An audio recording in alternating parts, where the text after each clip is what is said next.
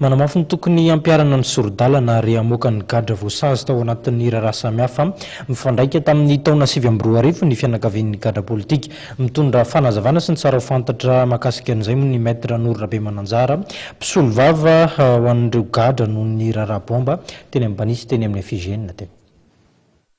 Gadra politika tsy tavela amin'izao fotoan'izao mbola any foana izy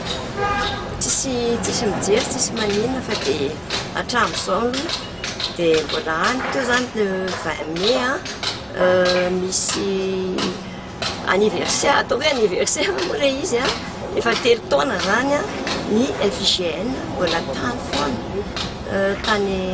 tsy hafa zany dia tsy misy mikarakara efa mibe dia be mihitsy ny ako nangataka doléance tao premier ministre nefa moa rahantsika mahita zao fa tsisy mivoaka na nyray ary olona tavela amin'izao fotoan'izao misy 40 ny ao tsy hafa amin'izao fotoan'izao dia ny any Tamora moa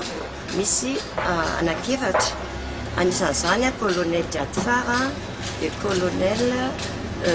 Andriamiotra izay mbola voatanao noho ny aferany 7 février nefa moa mbany izy efa mba nazo aiko efa faratsiny za moa matetika miteny tamin'ny gazety reny teo amin'ny premier ministre dia hoe monsieur le premier ministre ianao no exécuteur ny feuille de route nefa nanaiky izy ary name promesse ny tamiko fa hoe amoaka andreo olona amoaka andreo gadra politika reo fa mbola resaka ny ministre